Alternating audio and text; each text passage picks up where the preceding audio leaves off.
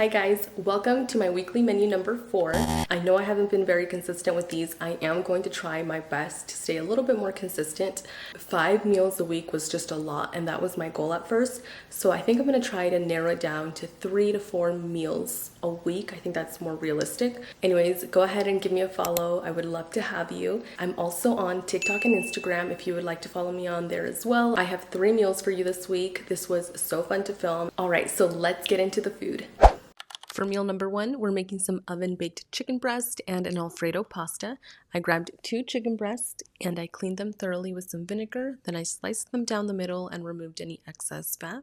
Once that is done, I'm going to season lightly with some salt, onion and garlic powder, some black pepper, chicken bouillon, and a squeeze of lemon juice. I'm going to do this on both sides, front and back.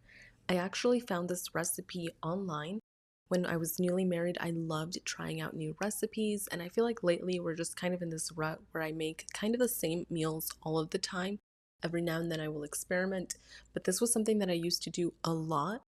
I'm very excited to get back into it. I'm gonna see if I can go ahead and link the recipe I specifically used for this recipe down below. I can't remember exactly if it was Pinterest or if I saw it on Facebook, but this looked so delicious. I just wanted to give it a try and see how we liked it. Once I was done seasoning them, I added this to a baking dish, and I also melted 1/4 cup of butter in the microwave.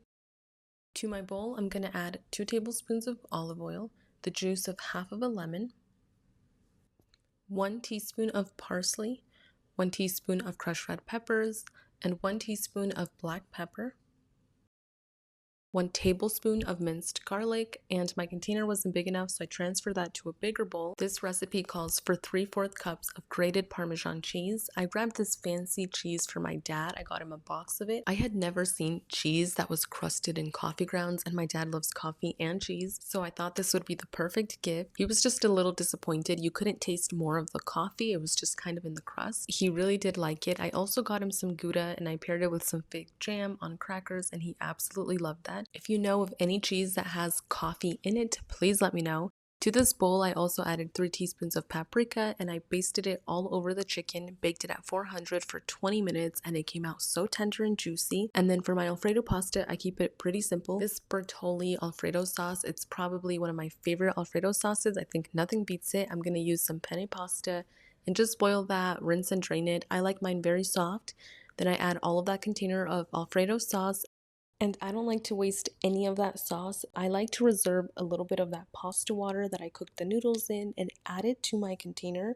And I like to shake it up a bit and make sure that I get everything out of there. I do this with almost all of my sauces. And I also had a little bit of that Parmesan cheese left over, so I just grated some fresh Parmesan cheese on top and mixed it together. My kids love it very cheesy, so I did grate quite a bit of Parmesan cheese. I was pleasantly surprised with this recipe. The chicken was nice and tender and juicy. We all absolutely loved it. It's definitely a must try. For meal number 2, I made some walking tacos. These are so good. The first thing I'm going to do is dice up 1/4 of a white onion. I used way too much white onion on mine. I wish I would have done about half of this.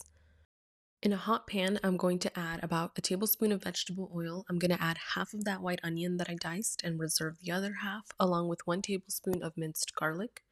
I saute this for a few minutes over medium heat until the onions and garlic become translucent.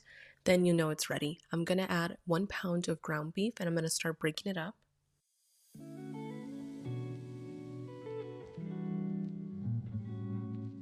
I like to season with black pepper, onion and garlic powder. I also did a little bit of Lori seasoning and some tomato bouillon. It just gives the meat some really good flavor. I'm not really sure what happened with the rest of the footage, but I did add some taco seasoning, about 1/3 cup, and I mixed it with some water and threw that in there, let it cook down for a few minutes, and it was perfect. For my beans, I'll be using this can of black beans, and I'll be using the other half of that diced white onion that I reserved. In a deep pot, I just saute those onions until they're translucent and add that can. I like to season with cumin, a little bit of chicken bouillon, and salt to taste. I always dice up some lettuce and tomatoes, and you can add whatever toppings you'd like, just really make it your own. In high school, they used to sell them to us in the little Dorito bags. They would just cut it down the middle and then add all of the toppings. I guess that's why it was called a walking taco, because you were able to walk around with it. These are so good. My family absolutely loves these. These are always a hit, and it's such a fun twist on your normal nacho.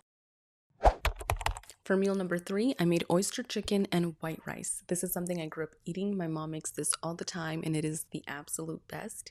You're gonna need some chicken thighs.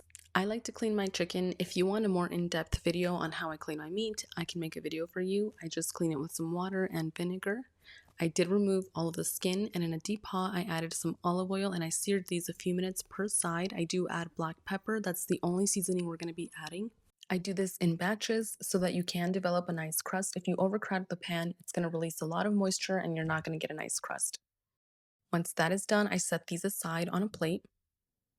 And while I'm doing this in batches, I'm also going to dice up some vegetables. I do 1 Roma tomato, about 1/4 of a white onion, and about 1/4 of a green bell pepper. You can add as much of this as you like. This is just what my mom always did.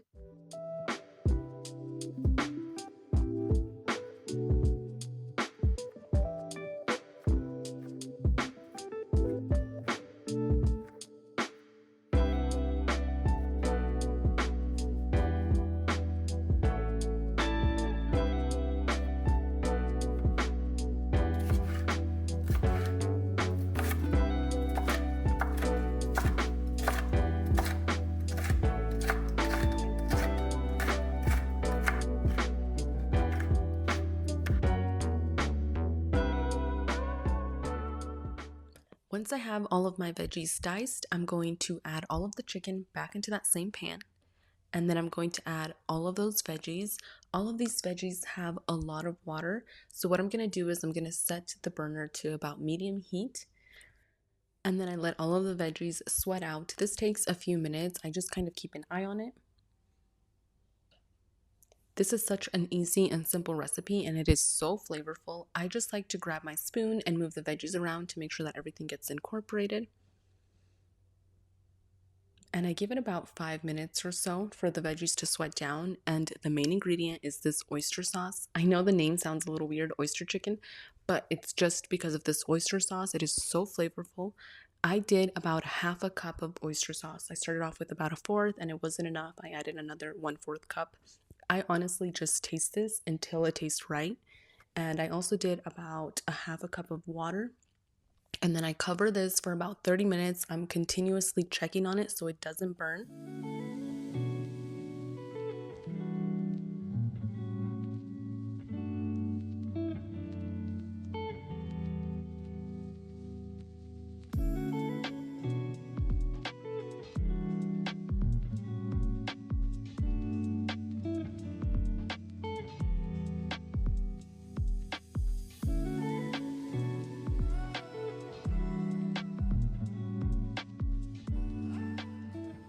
To serve, I just paired this with some white steamed rice, plenty of that sauce, and this is so delicious. If you've never tried this, you definitely have to give this recipe a try. And I will see you next week with a brand new weekly menu. Thank you so much for watching.